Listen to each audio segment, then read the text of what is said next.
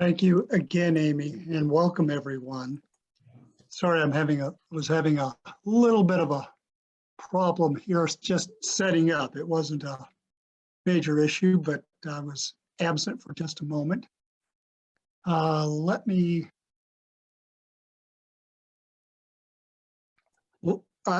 just say a word of appreciation for all of you that have been attending, for your participation, your attentiveness.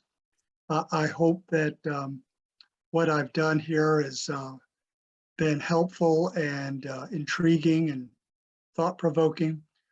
It goes without saying, even though I'm certainly very partisan on this, I think After Jesus, Before Christianity is a wonderful book. And even when there are places where you're not entirely persuaded, the book provides some imaginative possibilities that I think are healthy for those of us in the 21st century. So with that, let me indicate I'm going to try to get through some things on the topic of the New Testament, particularly what these early Jesus groups might have been like before there was a New Testament canon.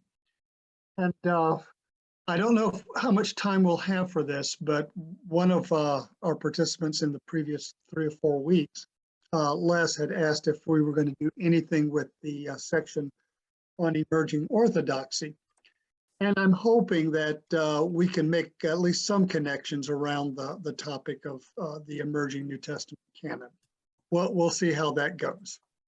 So let me try to share my screen and get us going.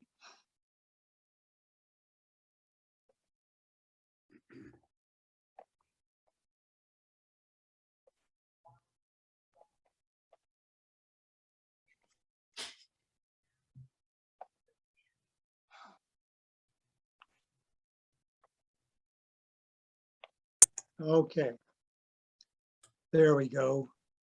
Well, as usual, I've got to update you on events that are going to be occurring soon. And the next Westar event, this is a for-pay event. A longtime colleague in Westar, Michael White, there's the picture of him in the lower left, extremely fine scholar and archaeologist. He's been the project director of the Ostia Synagogue. Ostia was the seaport for Rome. And there have been previous excavations, but he's been directing a major new one over the last, more than a decade, I believe. And I invited him to do this for us, and I had a good time. He's actually writing his final report. So this will be cutting edge information. He's a scintillating presenter. I think you'll really like this. Also, in just about a month, April 13th, Westar will welcome one of the co-founders of the Jesus Seminar, John Dominic Crossan. Dom has, I should say, a new book coming out, Render Unto Caesar, The Struggle Over Christ and Culture in the New Testament. And we're delighted to be hosting him on April 13th. And for both of those events, of course, you can go to Westar's website and register. The one for Crossan's not yet up for registering, but I expect that will be there before very long. And if you've not had enough of After Jesus, Before Christianity, there's an opportunity to hear the 3 authors, Aaron Verncombe, Brandon Scott, and Hal Taussig, interviewed by Tripp Fuller. Tripp Fuller is the host and founder of Homebrewed Christianity, and he's best known for a podcast series for many years, but this will be a webinar. I'll try to put the link in the chat a little bit later, but if you just go to Homebrewed Christianity, you should be able to find the registration for it. Homebrew operates for the most part on a pay-as-you-can basis. So I think this is one that you can easily access. It won't cost you much or at all. And that's March 21st, so just a little more than a week from tonight.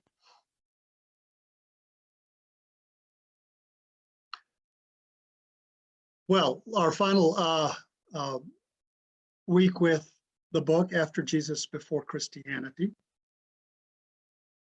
And the authors title chapter 19 Better Than a New Testament, and I think there's maybe a question mark implied.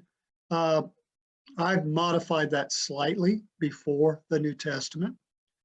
This is one of the pictures of a page, the Gospel of Matthew from the great Lindisfarne Gospels in Great Britain. So let me start by inviting a little bit of audience participation, okay? So if you can find the chat function, is there an early Christian, I put that in quotation marks, that you enjoy or value that is not a part of the New Testament? Let's just kind of see what sort of responses we might get.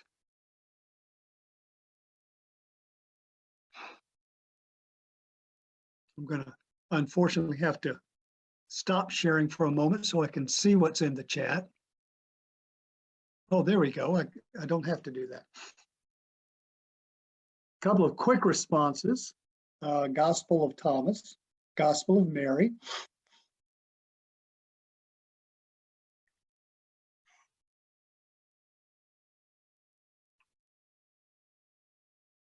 Paul and Thecla. I have to admit, that's one of my favorites.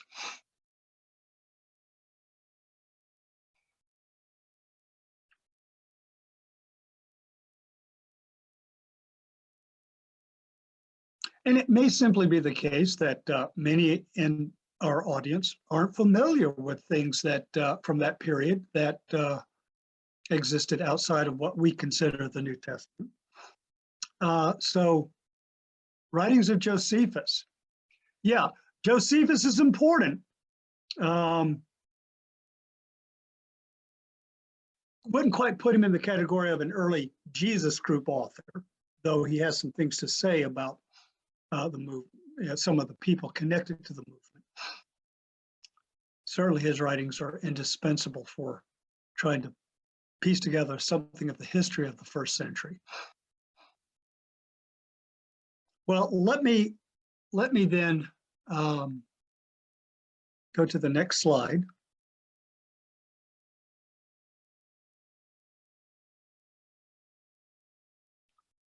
So here's just a partial list of writings that were in existence before or by the year 200. So you'll notice at the very bottom, I just put what we call the New Testament today, 27 documents.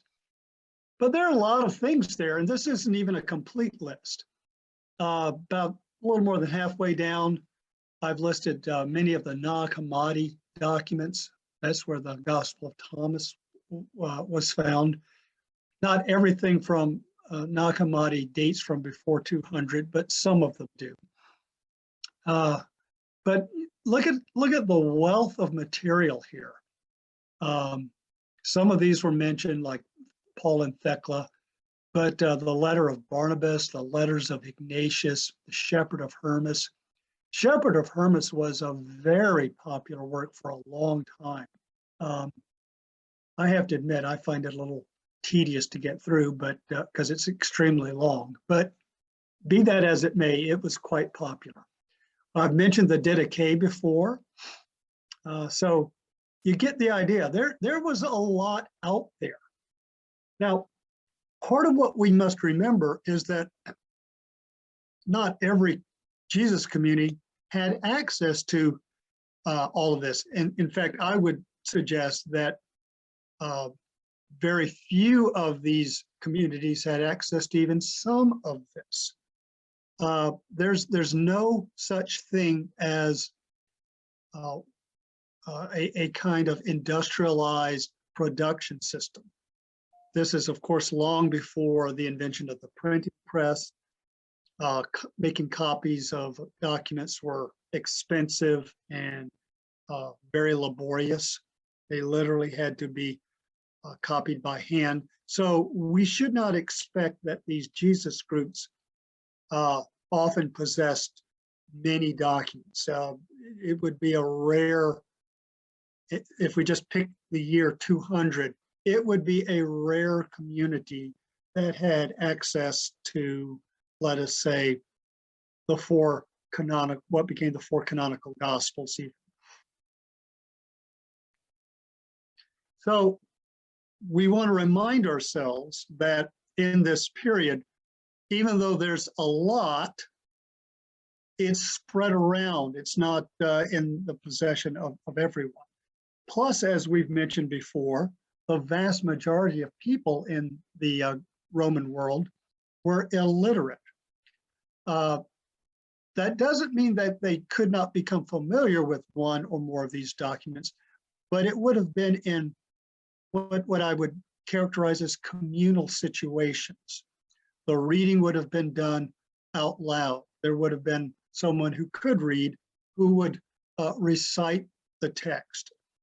And then there would be some sort of occasion, depending on the type of gathering, where the document is discussed, or maybe in some cases pantomimed, or performed, like the Odes of Solomon.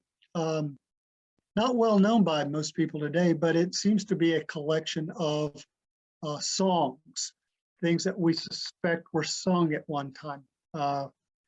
So maybe some of these things were sung together.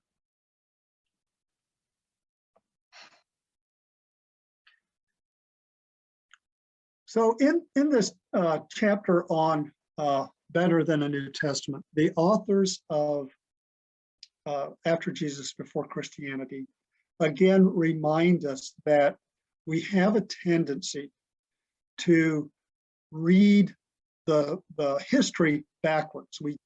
We take what became the case and read it back into the earliest period. And here's a good example. Some of you are familiar with the name of Irenaeus. He was from Asia Minor originally. He became the bishop of a Christ community in what today would be Lyon, France. And he wrote a work that is usually called Against the Heresies. Even that is problematic, but he wrote a work, and in this lengthy exposition, he makes a comment here. Matthew published a written gospel among the Hebrews in their own dialect, while Peter and Paul were proclaiming the gospel in Rome and founding the assembly. After their deaths, Mark, the student and interpreter of Peter, also handed down Peter's proclamation to us in written form. Luke, the follower of Paul, put the gospel proclaimed by Paul down in a book. Then John, the student of the Lord, the one who reclined on the Lord's breast, he also published the gospel while living in Asia. Now, people who are looking at the formation of the New Testament canon look at this, and Irenaeus is writing somewhere around 180, maybe 185, Common Era. They say, there it is. There are the four canonical gospels, and they assume a kind of stable four gospel platform for the as cornerstone of the canon. But the authors pay close attention to what Irenaeus says. Only Luke's document is called a book. Matthew and John's works are published, but what does that mean, right? It could be something a little different from a book as we think of it. Mark is something handed down in some sort of written form. And Aaron Verncombe, who I know was a principal influence on this chapter, points out that the term there in the Greek is really odd. It means Mark was something handed down writtenly. It's not the kind of word we would normally think of. What kind of written instrument, object was this? So as I've already suggested, the authors of the book point out that Irenaeus tends to be read as though the later canon was inevitable, and the four gospels there represented a bounded collection of four stable gospels. Instead, they suggest that many of the writings of the first 2 centuries are a mix of conversation, physical objects, community, and writing, in which the writing was not the deciding factor in terms of meaning. And my own interpretation of that is that the authors are imagining that the writings of these early groups were part of these groups' events, conversations, songs, etc. We need to think of what might happen in a communal setting where some sort of written text is employed.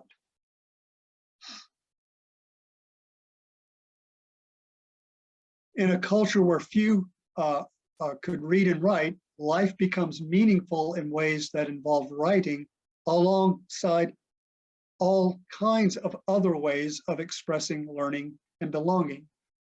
Books or scrolls are important not just because of what is written in them, but as objects, meaningful and productive parts of living, combine reading and writing with many other actions and conversations.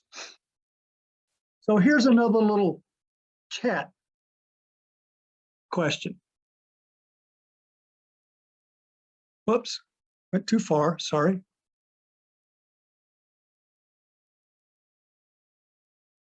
How might an early Jesus group interact with a text that most of them could not read? So I'll give you a minute to ponder that. That's a little harder. It takes a piece of imagining on your part. We'll see what kind of responses we might get.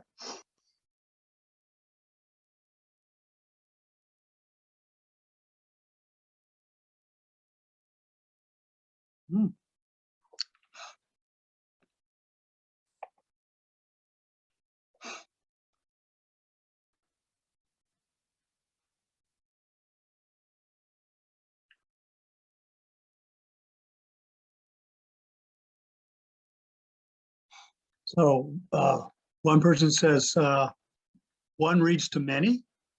Another says as a communal experience interpreted into their group collectively.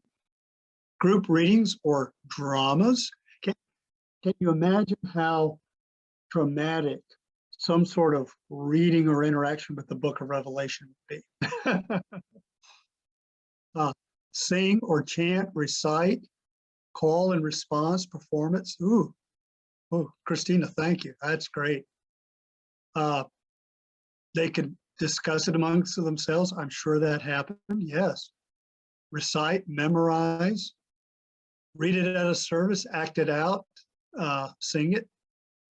Veneration of the object itself. Yes, that's a good observation. Q&A, like at Passover. Oh, what a wonderful idea. Again, someone said venerated as an icon. I like that. Alternative versions. Yeah, there may have been alternative versions. You know, maybe they had more than one version of a text. They might have remembered some phrases that were memorized. Group study with memorization. Oh, wow. Thank you, folks. That's a great response to that little act of imagination. I appreciate that very much. Well, you get something of the idea that I want to zero in on an example that the authors give, and again, the principal person on this was Erin Burncoat, and she cited an earlier paper she did for the Christianity Seminar. So she's thinking about the Gospel of Mark, and she discusses the how we imagine tomb inscriptions, epitaphs, memorials that are carved into stone, sometimes with statuary, though not always. And it's too long to read, but I've given you the page numbers there. But this comes from before the birth of Jesus, more than 100 years before. And it is an epitaph dedicated to a woman named Stratonike, who's described as a priestess in some sort of local association. And this somewhat lengthy inscription celebrates her life, service to the association, and sets up an annual date to commemorate her as part of the association's regular ritual. So there are things that this community is going to do to honor her, remember her, and honor her family.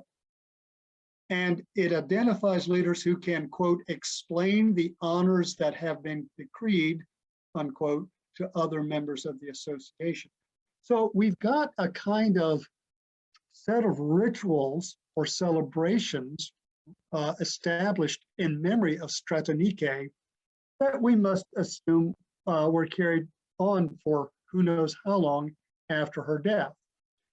And Verncombe goes on to comment about how these groups most likely met at her tomb to communicate with her memory, maybe in the minds of some to communicate with her, and to keep alive her service and her meaning for the community.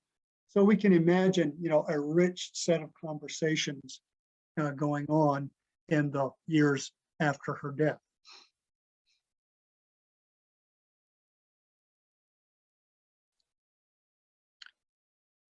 I like this one line from her. Memorialization is in a material visual format was essential to both the dead and the living, as actively celebrated by the living after one's death. Well, let's think about the Gospel of Mark. And I know I've talked about this with the North Church group, and Westar folks have probably heard this discussed in various formats. Mark's Gospel ends rather oddly with women coming to the tomb and finding it empty. And they are told by a young man that Jesus has been risen, he's not here, and go tell his disciples that he's going before them to Galilee. And it ends abruptly just a minute after that, just a line or two later. I went to one of my Greek lexicons and looked up the word that is usually translated tomb here in Mark 16. And it bore out what Verncombe had been saying. Tomb, the Greek word there in parentheses, a physical object that reminds, a reminder, a record, or a memorial, a monument or a tomb, a record that is something imprinted on the mind. Very interesting. And so Verncombe takes those range of meanings and uses it to think of the Gospel of Mark as, quote, a material memorial to a missing Messiah.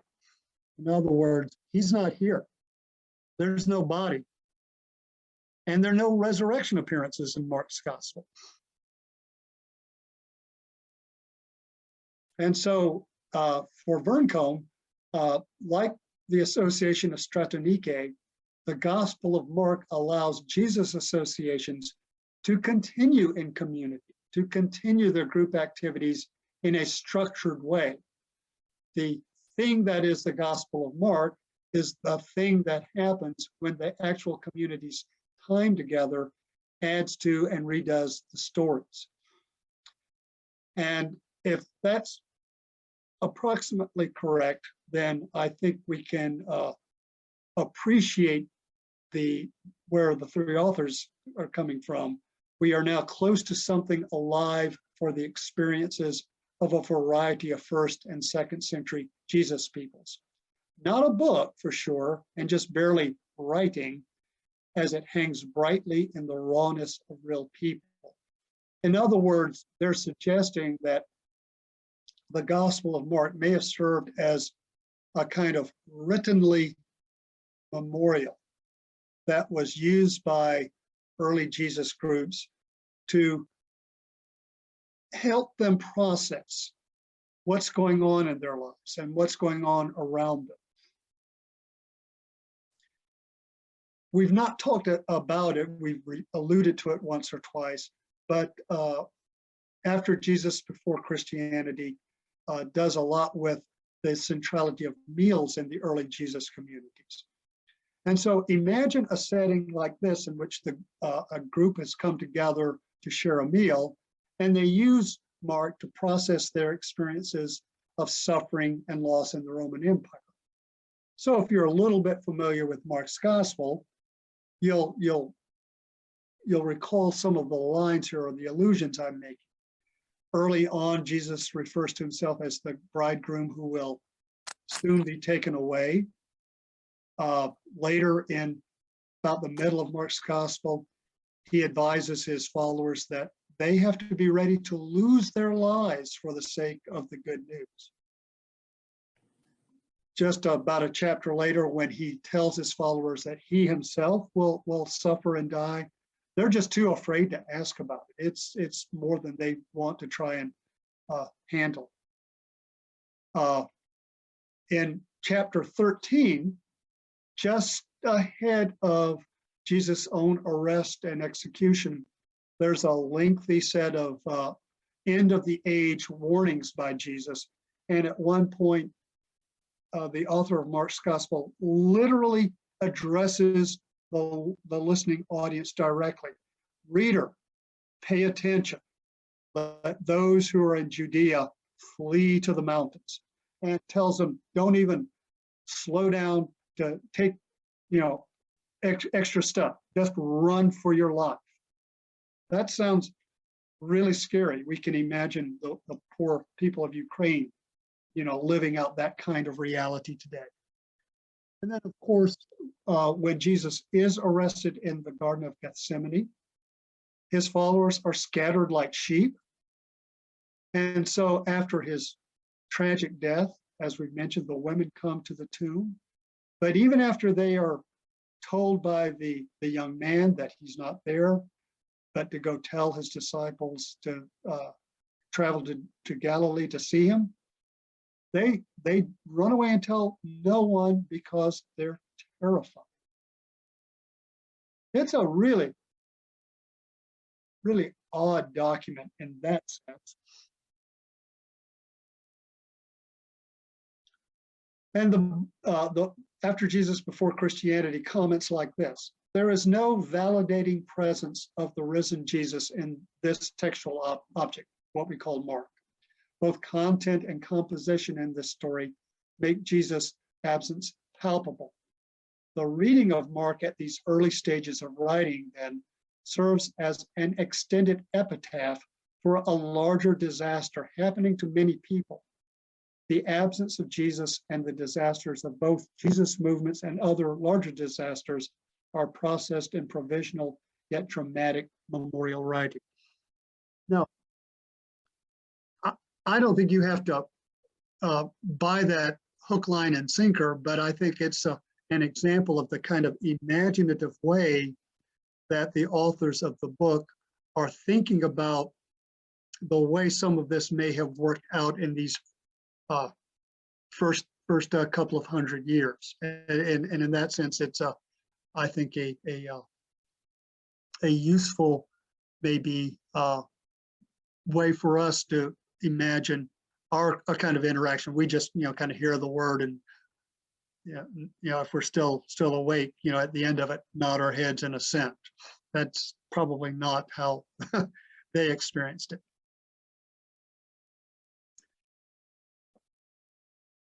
I want to talk briefly about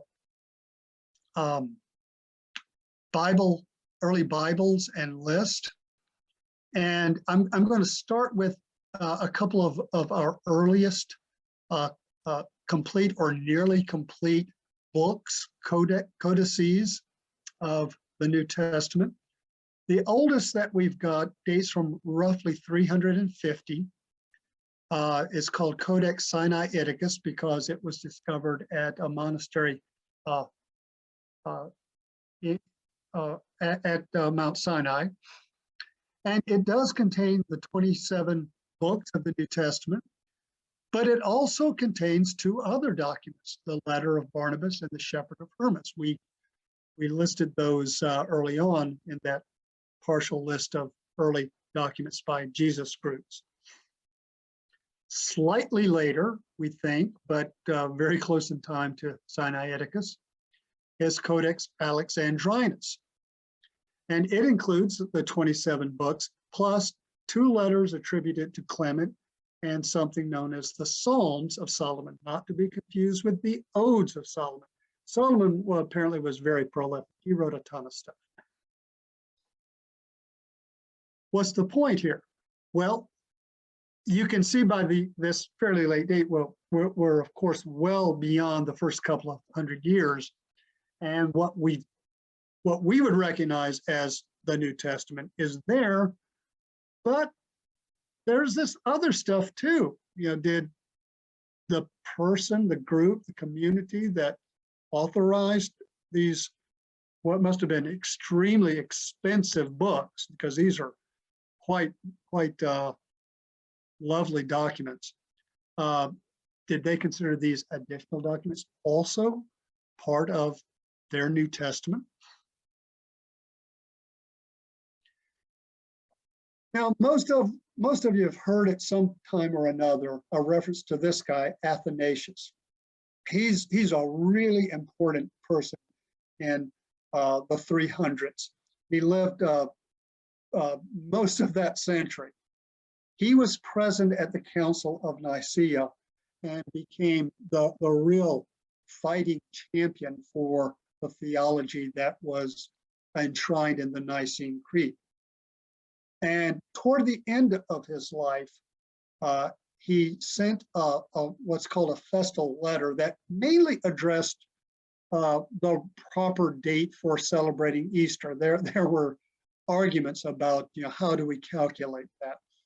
But he mentions the 27 books of what we would recognize today as the New Testament, and in the order that most of us would be familiar with. And again, a lot of people will point to that and say, there it is. There's our New Testament. And that's right up to a point. We should remind ourselves that Athanasius, who was the Bishop of Alexandria, was a very influential and powerful bishop, but he did not speak for all of Christianity. He presided over, some things, but not everything. And so this should probably be understood as representing what Athanasius and those under his leadership regarded as authoritative. We've got, some other things I want to try to peel back a little bit and look at the emerging consensus on what became the New Testament. A document that's really difficult to date, we call it the Motatorian Canon. It was discovered in the 1700s by an Italian scholar named Motatori, hence the name. And some people make an argument for the very late 2nd century, but others would date it more like 400. You can see that's a pretty wide range. In what has survived of this, it omits the documents we know as James, 3rd John, 1st and 2nd Peter, and Hebrews, and would include the Apocalypse of Peter, the Shepherd of Hermas, and the Wisdom of Solomon. So whether you're 200 or 400, you would see much in this list that we'd recognize: Paul's letters, for example, the Gospels and Acts, and a few of the so-called Catholic letters, but some differences as well. One of the more insightful, helpful moments comes from this fellow, Eusebius. Eusebius was the bishop of Caesarea in Palestine, the seaport that Herod the Great had built more than 300 years earlier. And Eusebius, in this vast history of the early church, has a list, and he breaks them down into 4 categories: recognized, disputed, spurious, and rejected. And by recognized, he means basically texts that are used by a strong majority of apostolic churches. And if there's time, I'll say a little bit more about that. And that includes the 4 Gospels and Acts, the letters of Paul. We think he includes Hebrews in that, 1 John, 1 Peter, and it adds the Apocalypse of John, or the book of Revelation, quote, if it really seems right. Tuck that away, we'll come back to that. Then in the disputed category, he refers to texts that are familiar to these apostolic churches, but to Eusebius' way of reading things, they aren't as widely recognized. And here he adds James, Jude, 2 Peter, 2nd and 3rd John, and then throws in the note that Hebrews is disputed by the church at Rome, though Eusebius himself in another place thinks that Hebrews should be recognized. Spurious seems to refer to a category that's a little bit lower in value, shall we say, for Eusebius. They have some merit, but they aren't as widely known or regarded as the first 2. And here he includes the Acts of Paul. That would include the Acts of Philo, but other stories about Paul as well. Here comes the Shepherd of Hermas, the Apocalypse of Peter, the Epistle of Barnabas, the Didache, which we've discussed, and notice the Apocalypse of John. So it suggests that the Apocalypse of John was much more suspect in the eyes of some apostolic communities than others. And one document that we've got several references to, but we have no copies of it, not even fragments, something he calls the Gospel to the Hebrews. And then in the category of rejected, he gives a few examples, but it's clearly not a complete list. The Gospels of Peter, Thomas, Matthias, and then adds and others, and Acts of Andrew, John, and others. Now, Eusebius was writing on the eve of the Nicene Council. In fact, Eusebius himself had the opportunity to make the opening address at the Council of Nicaea. So this gives us a good sense of the close relationship between an emerging New Testament canon and what will come to be known as Christian orthodoxy. So while I check the time, you can spend your time in the chat. What text would you add or subtract from the New Testament if it was in your power? And maybe you want to add one and subtract another.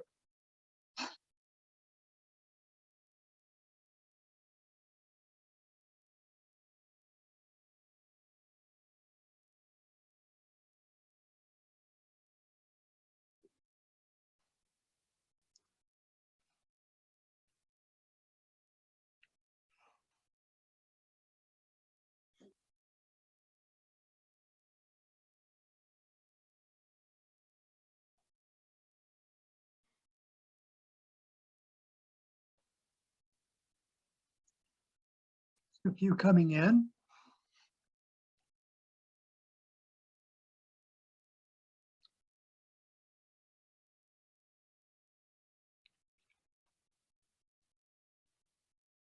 So let's see, I see more add to rather than subtract from, but let's see what we've got. So here's a vote for the Didache.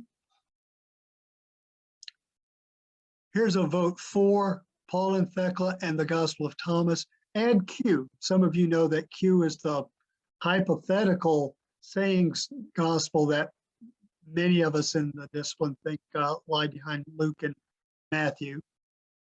Subtract the inauthentic letters of Paul, which would include the pastoral letters and probably also Colossians and Ephesians. Subtract Revelation. Add Gospel of Thomas, Gospel of Mary, Ode to Solomon. Another vote for the Didache. Another vote for the Gospel of Thomas, as well as the subtraction 1st and 2nd Timothy. Add the Gnostic Gospels. There are a whole bunch of those. Add the Gospel of Mary, subtract Revelation. Delete 1 Timothy. We're getting a lot of votes for the Gospel of Thomas. I think the one that, the two that seem to get the greatest reaction against would be the Book of Revelation and the pastoral epistles. And I'll finish with this one. Not so much add a text, but add the early process of interacting with the text as living documents. Well, there's a wonderful idea, and maybe some of you in whatever community you're a part of, maybe some folks at North Church want to take that to heart and try that. We tried something very, shall we say, modest toward that a number of years ago when we had the Gospel of Mark performed by a member of our church who is a very well-known local actor. He just got this magnificent voice, and he read Mark's Gospel in our wonderful sanctuary, and maybe not quite as interactive, but you got a sense of the power of that document rolling over your senses. Well, thank you all. That was great. It is about 1/4 to the hour, and while I'm happy to pick up on that connection between the emerging New Testament and emerging orthodoxy, I think I'm going to leave the time for your questions. So let me stop sharing, and as we've done in the past, if you would raise your hand if you want to ask the question live, happy for you to do that, and I'll try to check the chat for anyone who would prefer to enter a question that way. So give you a moment to figure out what you want to ask. Yes, Richard, hi. Unmute yourself.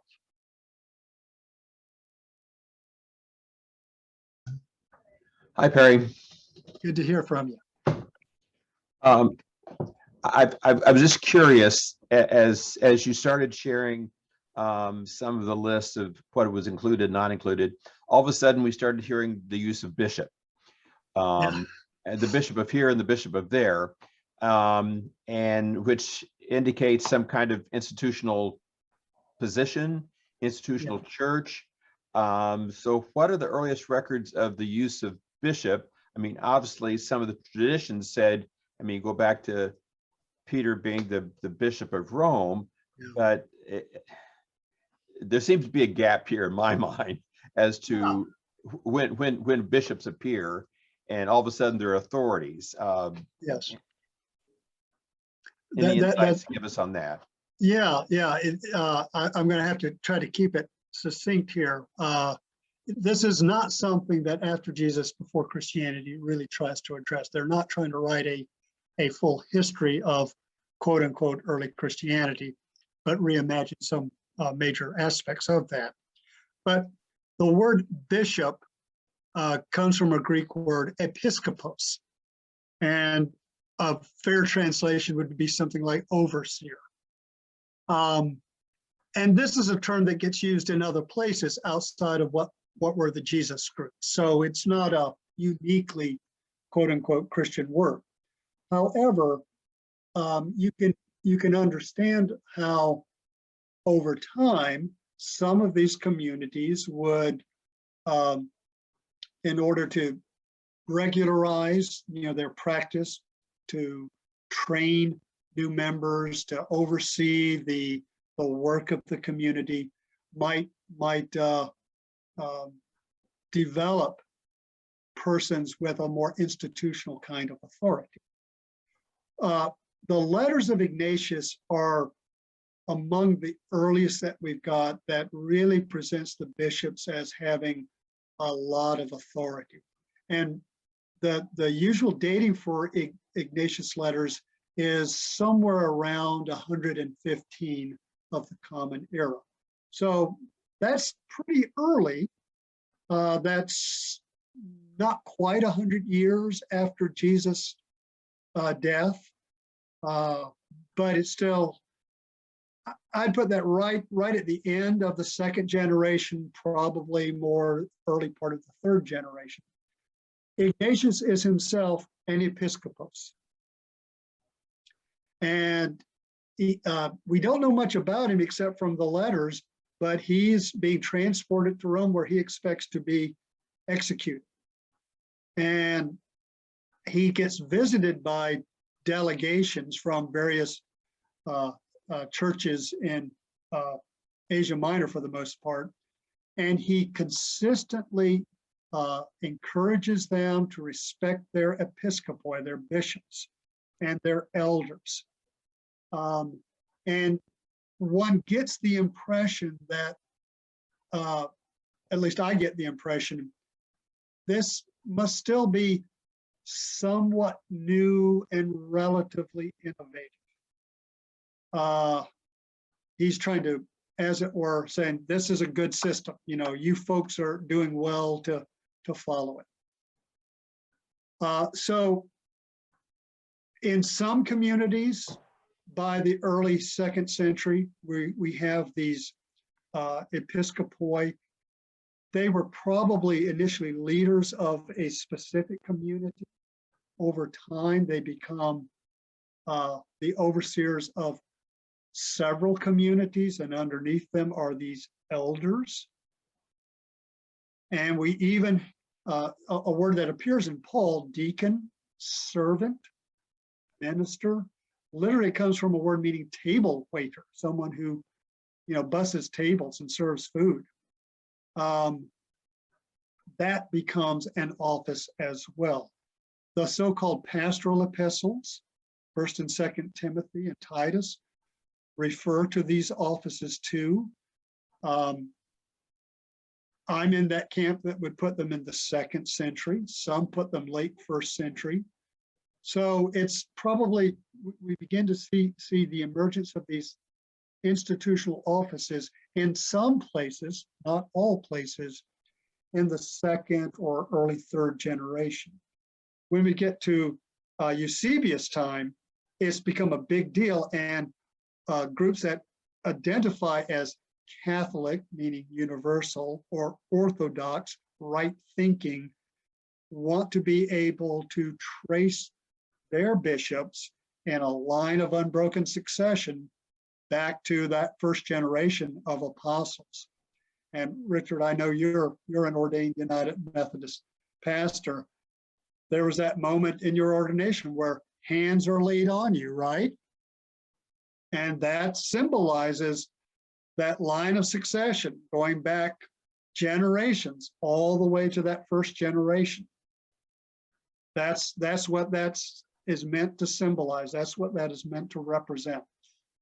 So for Irenaeus, this guy writing around 180, trying to persuade his communities to not pay attention to certain theological teachings, his bottom line is, do what your bishop says. If you listen to your bishop, you can't go wrong, you're safe. So that'll have to do it for now. Great question, thank you.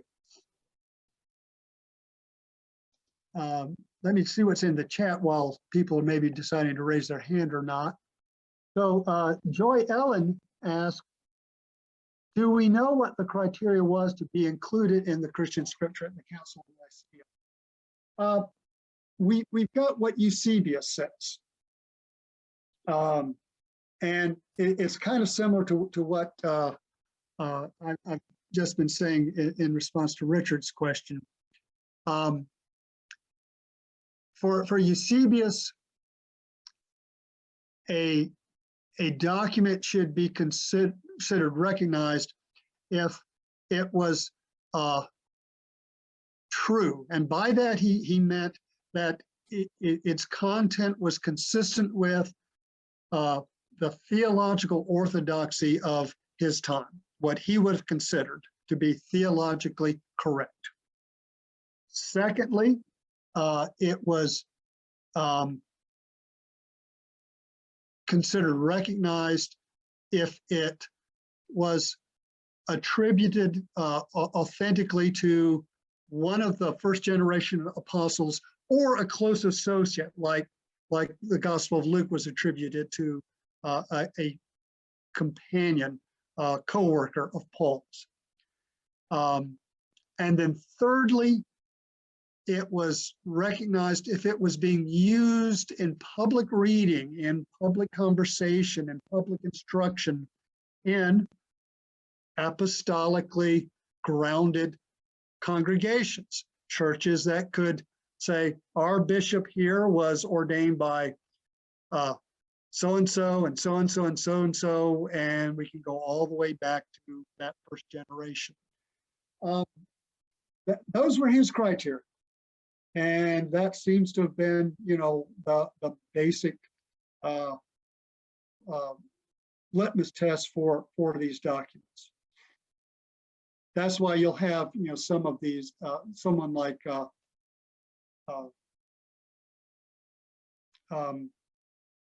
Eusebius say, we've got Gospels attributed to Peter or to Thomas, but they fail one or all of those criteria.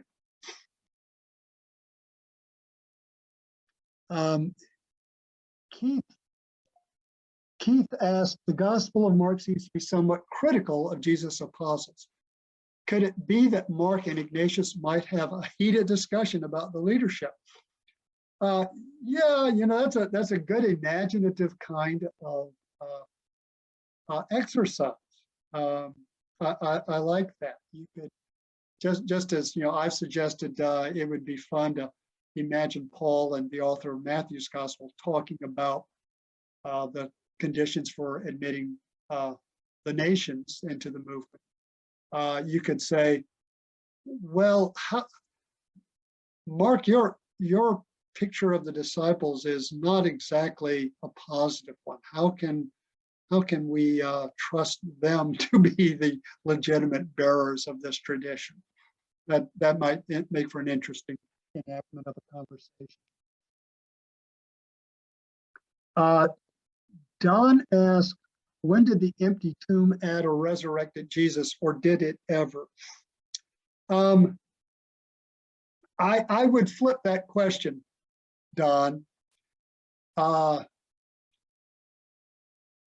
earliest resurrection text comes from Paul, and you're perhaps familiar with this. It's the first 7-8 verses of 1 Corinthians 15. And Paul lists a number of people who, as he puts it, saw the risen Jesus. He mentions Cephas, who we are pretty sure is Peter. Then the 12. Then more than 500 brothers and sisters at one time. And then to James and the other apostles. And then last of all, he appeared also to me. All of the emphasis is on some sort of appearance or revelation of the risen Jesus to various people. No mention of an empty tomb. We think that the empty tomb came later, actually, in terms of its incorporation into the story of Jesus. So we're still probably talking about something in the first generation. Mark is our earliest gospel. If you look, if we're right that Mark was the primary source for Matthew and Luke, you can just put those three gospels side by side, and at exactly the place where Mark ends, Matthew and Luke go different directions because they have nothing in common to work with anymore. And so they fill in the gap with, you know, whatever they know or have heard or can imagine.